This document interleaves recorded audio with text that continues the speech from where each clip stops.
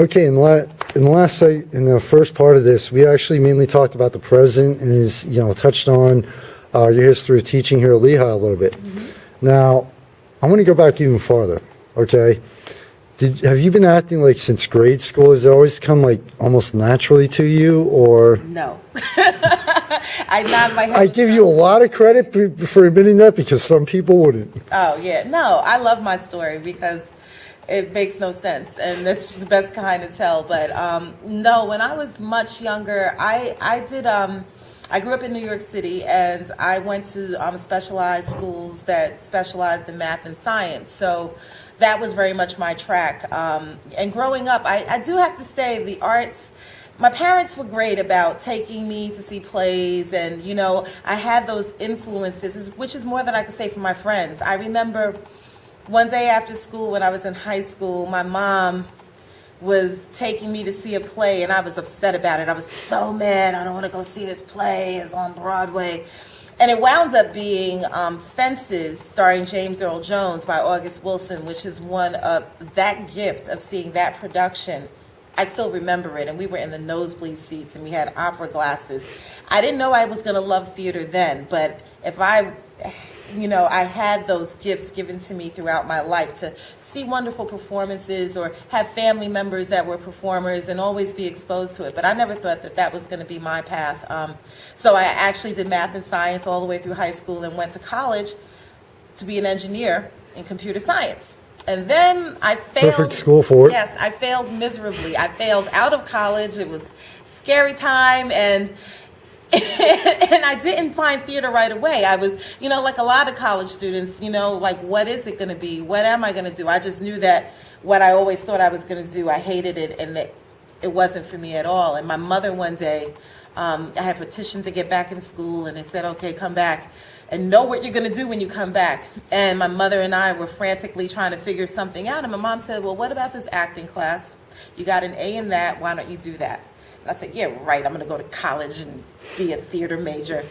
And she said, this is obviously something you're good at. That's what it's all about. You should think about it. And so I listened to her, which is something I didn't do very much back then. And I'm so happy. You're not supposed to listen to your parents. Right? But I listened to Mom, and my life changed forever, and I've never looked back. And it's been the greatest gift. That's one of the greatest gifts that I think a parent can give a child, is the permission to be, and the support in knowing that no matter what they choose, they will be loved and they will be cherished. And you go and you do something you're passionate about, it'll never be work. So I got all of those great even if you don't make money off of it first, right? Right, exactly. Yeah. So that was my story, and I became a theater major. I did graduate with my Bachelor of Arts in Theater, and I got a late start compared to a lot of my peers, but I kept going. So I got my master's degree in acting and started acting everywhere I could. I went to the University of Pittsburgh, so lots of theater in and around, and just continued to grow as an artist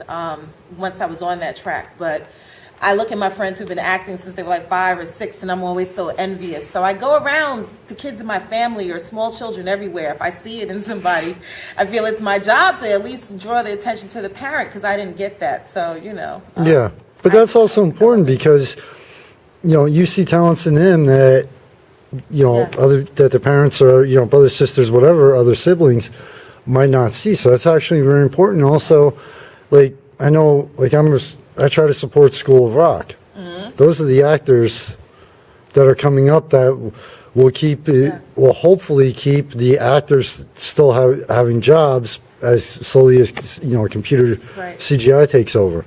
Yeah. Now that's an interesting combination. Mm-hmm. Okay, mathematics and science. Yeah. Exact the day to creativity's night. Okay, literally, exactly. Yes. But basically logic and creativity, even though they do go hand in hand, and most people just don't realize it. Now, your mathematics science background, does that help you, especially now as a professor, with the more technical side of acting and things like that? Or Michael, I would love to say yes and sound so astute, but the honest answer is no. I think I put that side of my brain away, and it comes out when I have to do bills and taxes and stuff. But my brain, I think, it's not the analytical piece, because there is a very, organization and, all of the things that require the work that I do. There is another side to it. It's not just all creativity. Right. But I think for me, the math and science was someone else's expectation of me, and there was always a right answer or a wrong way to do something. So there's something about that thing that just turned me off, and I didn't want any parts of that. Like it's a room I don't visit in my house or something. And I know it's there, and I can call on it if necessary. But the freedom of possibility, and just knowing that no is, or there is no right and wrong. I fell in love with theater the day I realized I could have an opinion different from my professor or my director, and I could own that. And I didn't have to agree with what someone else said just because they said it. Yeah, that opinion actually might prove them wrong. Exactly. And I could think about that, and I could find things to support my opinion. And, and then I was like, oh, I'm all in. This is exactly where I belong, because I want to have room to have my, voice heard and hear the voices of others, not just a yes and a no. So, yeah. So it's, not have a professor say, well, this is the way science has done it for over 100 years, and things like that. Whereas the creativity, it's always, at least to me, it seems a little easier to find new directions to go in versus sticking with like the math and logic and science. My challenge comes in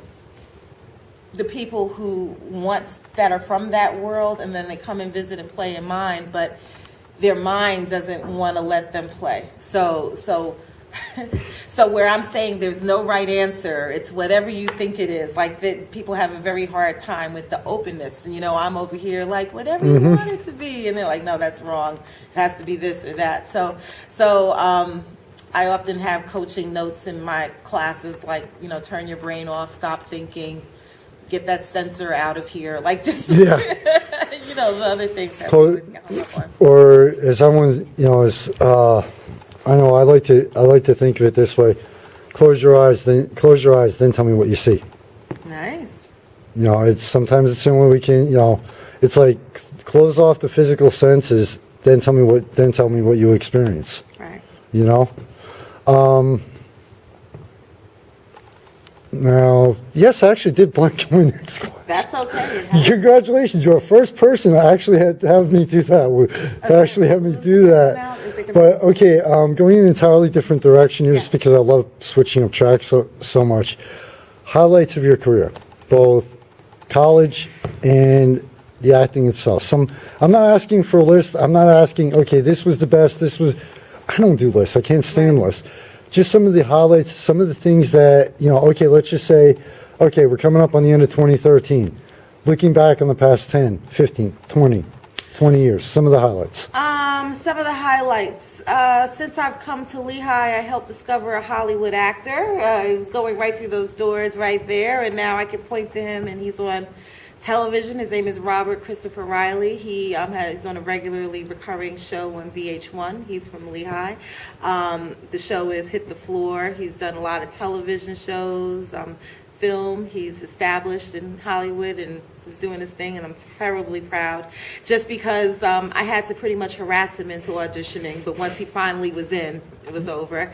My highlights are creating an original play with him when he was when there was a lot of racial tension on campus, and I was trying to figure out a way to help him and other students move past just feeling trapped in the feeling like they couldn't do anything. So we created a play about what it means to be black at a predominantly white school, and we didn't name names, but we kept it very general, and it was a documentary style play based on a lot of interviews. A lot of meaningful research and work went into that, and so that was one of my first big projects when I came to Lehigh years ago. I have brought a hip-hop theater festival to Lehigh in 2005 5, I believe, called the Say Word Hip Hop Theater Festival, and that was 2 weeks of hip hop at Lehigh, and no one knew what that meant or why. But by the end of it, you know, people understood more about the fact that the culture wasn't just, you know, rappers and misogyny and all the horrible stereotypes we see about hip hop, but they understood, you know, there's a generation that is speaking and performing and expressing themselves in really cool and interesting ways. So I was very It wasn't proud. just this kill this Yeah. person, you know, I'm going to keep the rest of it Right. out. But yeah, it wasn't just No. it wasn't the dark or negative side. Right. I mean, there are people that are writing plays. There are people that are, you know, DJs that, there was this one, I can't remember the name of the show now, but like 2 DJs on stage doing music and words to a kung fu film that was playing, and the audience got to, Oh, that's the mix best. together. Yeah, so it's like different mediums mixing and merging, and that is what hip hop is, taking what exists and reinventing it into something new that Yeah. says something differently. So the festival was a beautiful way of just bringing not just people that I loved and had been following, you know, to Lehigh, but for Lehigh to start to grow a little bit in understanding about what this culture had to offer. Since then, we've had several professors who do this kind of work. I like to think that I have something to do with paving the road for people understanding. I mean, I have lots of highlights. Yeah, everyone has a right to brag about the hard work they do. Amen. It's when they start talking and they can't back it up, that's when... Yeah, I'm not a bragger. I try not to be, but if I don't tell my story, sometimes I forget it won't be told. So it's like, what do you do? I flip off about the magazine every once in a while, but usually it's after seeing where, you know, it's like through the frustration of, is all this hard work, you know, is everything worth it? Or, you know, somebody starts talking, I'm like, you know what? So yeah, I flip off every once in a while. You have to. You know, if nothing else, just to vent. And it's like, okay, it's out of my system, boom, done. Now, Hip Hop Collective. Yeah, How long? 2006. Okay. So that's 7 years, is that? Yeah. Yep, 7 years.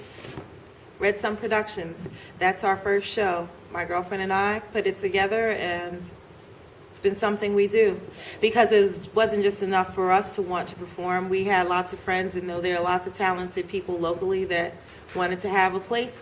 So that's how that happened, and I'm happy that it did. Now the next one, and this is my question from being there. Any chance it'll be in a bigger venue? Probably not. Okay, because I know Steve told me, and I agree with him, where it was like, literally, it was almost, the capacity was filled in the Touchstone Theater, and I was told that about 20 people had to actually be turned away because there was no more room. Yeah. I mean, They had a great turnout. It did. It was really wonderful. It was really well promoted. Couldn't ask for better. As a producer, I know what it's like to get a bigger venue and then the people don't show. And Yep. we have always done that show at Touchstone. There's a loyalty there. There's something to be said for, Okay. you know, maybe there's something to be said for adding another show. I mean, there are different ways of looking at Yeah, I never thought about that, but yeah, maybe But- adding a second show but this way. you know, that space is so intimate, and it does what we want to accomplish so well without needing microphones. You know, like all the other things that go into, people always want something bigger and better, but when you're a producer, you have to consider, like, you know, I hear the need, but I know if it ain't broke, I'm not gonna try and fix it either. And also, you start adding things on, things can get out. It can grow a lot bigger and almost out of hand before you realize, am I correct or am I wrong? Right. And I mean, what's important to me is the experience that the people who are fortunate enough to be there have. I just have to stay true to that. Maybe in a different lifetime, you know, if I was a Broadway producer, I'd be worried about butts and seats and getting as big a venue with as many people as possible. But I have the luxury of just wanting to bring really quality art and experiences to the Lehigh Valley. So that allows me to just keep it there, and those 20 people get to go away and say, they turned me away. And then we say, wow, that's pretty cool. I mean, I'll fully admit, I just because I was taking photos, I went to be in the back to get the full experience from, you know, especially from watching the audience. I was pinned up against the wall, and it's like, okay, this is as thin as I can make myself, you know. But actually, you know, I really enjoyed it. I mean, Nice. everything was, you know, and I mean, it was like when I was at the rehearsal and then I saw the final version of it, for lack of a better term, I was like, wow. You know, Nice. it was the rehearsal really impressed me, and then, you know, I saw that, and it's like, I was Well, just, you know this from the magazine. If you build it, they will come. Yeah. Like, I always, it's very simple, but It may it's so take a while. true. It may take a while. But if you're having fun building it and you trust that, then you can't go wrong. It's never steered me wrong. It never will. yeah. It never will. I mean, through all the frustration, all the times I wanted to several times I wanted to give it up in the past 6 months, and it's like every time I'm like, okay, I'm done, I'm walking away from it, whether it's posts on Facebook out of nowhere, whether it's the fates or whatever, it's like something is always, it's like, not yet. Yeah. Keep going, you know. Right. Now, last question. Yeah. Advice to people who want to get into theater, acting, you know, especially since you have that from someone who, okay, you have the math, science, and then, Yeah. you know, advice to people who, no matter what age, I mean, I was 42 and I'm like, you know, I was 41, I'm like, you know what, got laid off of the warehousing job. Yeah, my family's helping me out, but I'm going after my dreams. You know, no matter what age, it's never too old to do that. No, it never is. I mean, there are books. You can go to Barnes and Nobles, you can go on Amazon, and you can look into the books about how to break into the biz. YouTube Yeah, and there's advice. nothing wrong. I always make my students go and buy several of those books, particularly when they're trying to become professional actors. But you know, the opportunities present themselves if you just look, you know. So whether it's an audition, and people love to talk themselves out of something as simple as an audition. I was cast in a play.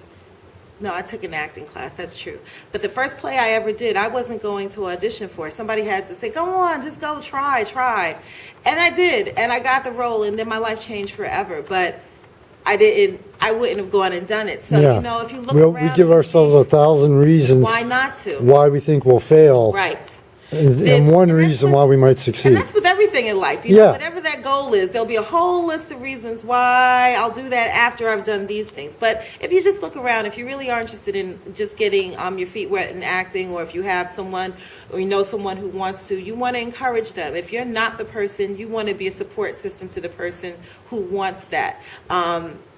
It's the loneliest thing in the world to pursue to pursue this. But to anyone who has been bit with the acting bug, they've been bit with it. And to have that bite is to know that it doesn't matter how many times someone tells you no, or no thank you, or thank you, try again.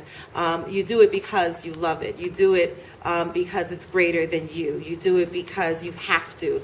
And so I always encourage people to find those chances to do that, whether it's in class, whether it's in the show, whether it's just simply absorbing and studying the craft and picking up workshops here or there. But you have to be a magnet for it to come to you. If you're not even seeking it out, how is it going to find you?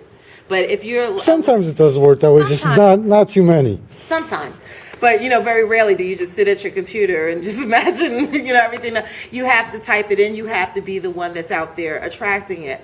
So I say, look, and don't be afraid of what comes and shows up, whether it's an audition, whether it's a class, whether it's an opportunity to go see something. Broadening your horizons. I always tell my students to get hungry. Go see other things. Not just movies, but plays, things that are tangible, that they can touch. Outside of high school, Christmas season last year was the first live theater I've seen outside of high school. Wow. It was a perfect show for the first one. It was called Every Christmas Story Told and Then Some.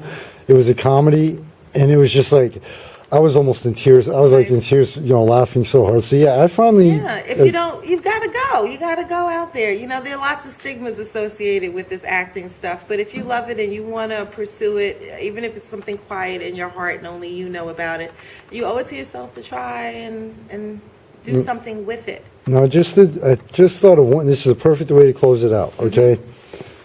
Now, you can't, correct me if I'm wrong, but you cannot be afraid of a bad review or somebody like that might be in the audience for a publication or whatever giving you a bad review, because that review is one person's opinion. Absolutely. Okay, am I correct? You cannot think, oh wow, that one bad review is going to break me. You cannot be afraid of that. You have to basically, I'm in the spotlight. There's going to be the good, there's going to be the bad. Am I right or am I wrong? I think that every artist is different. Some people live and thrive off of the words of others, but the strong artist knows themselves. They know why they do it, and they know it's not about the opinion of someone else. Same thing for a chef.